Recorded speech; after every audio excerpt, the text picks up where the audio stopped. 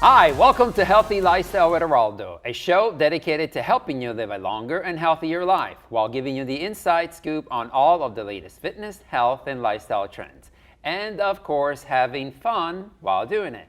For the past 20 years, my first guest has been enriching the lives of adults, elders, and their families and caregivers. She knows the challenges of caring for an aging loved one, which is why she wrote the book, How to Have Fun with Your Aging Parents. Please welcome to the show, Christina Britton Conroy. Hi, Christina. Hey, hi. How are you? I am so well. Thank you so really? much. And I'm so glad to be here. Thank you so much, I'm you guys. so happy that you're here.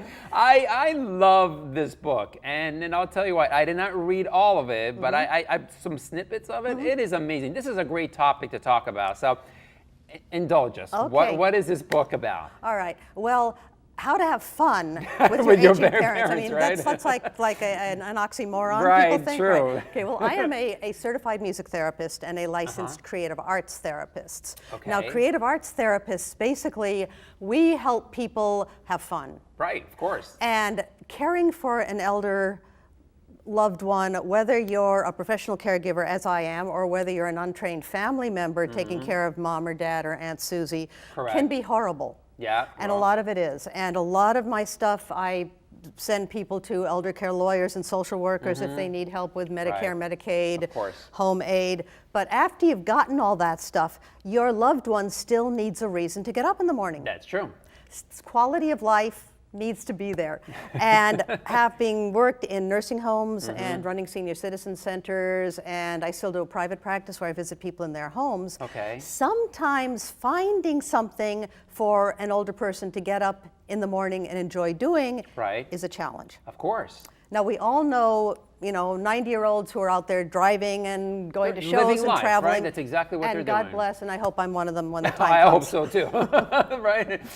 However, if I become morose and self-isolating, like a lot of people do, I hope there's someone like me to come and help me out of it. Right. So I basically have 4 dysfunctional parent types. 4 dysfunctional. 4. Now, the first one I call stuck in a rut. Stuck in a rut. Now, this is a 50-year-old guy will come to me and say, Mom only wants to play bingo and get her hair done. That's it. I mean, I got to get more going on for her. What's wrong with that?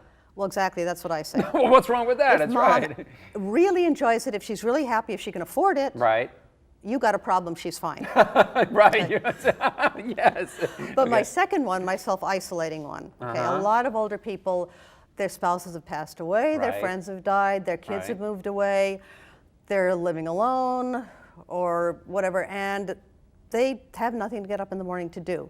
So we need to find something for them to do. That's right. And actually, show and tell here, I happen to be wearing a kind of nice little necklace over here. I see that. Very nice. This little necklace was made for me by a guy, I'll call him Joe. And I was running a senior citizen center. Now, Joe would come in the morning. He was very lame. He had leg braces and he was shy, and he'd sit in the corner and he'd play cards all day.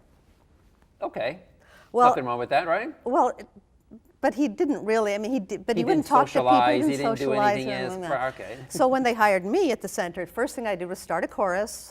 And start a musical improvisation. Well, because you're a center, because I'm a music therapist. There you go. And we had great musical instruments. We had drums and maracas and whatever. And people would come in and and jump around and make up songs. And improvisation is great because there are no wrong notes. So perfect permission.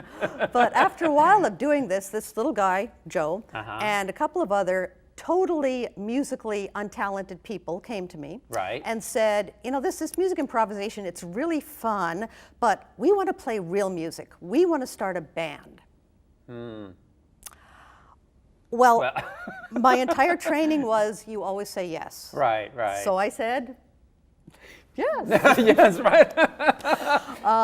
And I learned to arrange music, these incredibly simple arrangements of songs that they liked. Sometimes each instrument would only play 1 note per measure. Really simple. But with it all, we got whole music going.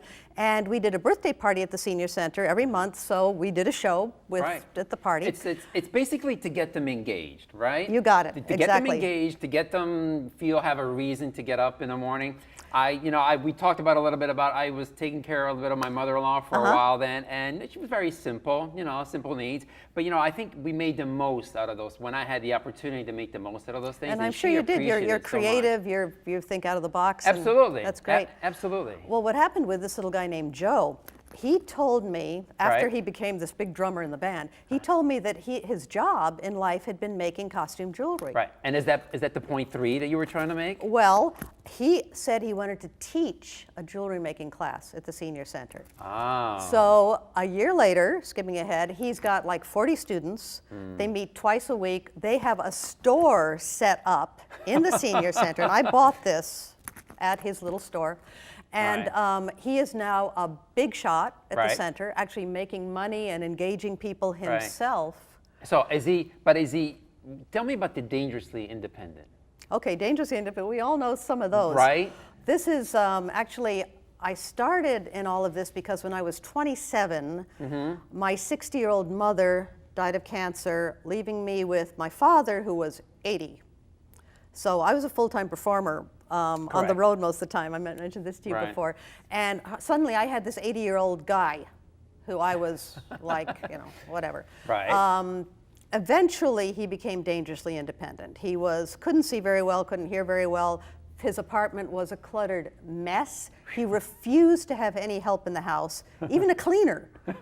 So I would come in when I couldn't clean up, whatever, but it was a mess. So finally, the one day I walked in and the back of his polyester jacket had melted because he leaned on the stove. Okay, and point 4 real quickly because we have about 30 seconds left. Tell us about point 4 of the book. Okay, well, point 4 in the book, well, my last one is unreasonably demanding unreasonably people. Demanding, right. And certainly he became that because I would go shopping for him, but if I brought home the wrong kind of bread, he'd have my head cut off. Oh my God.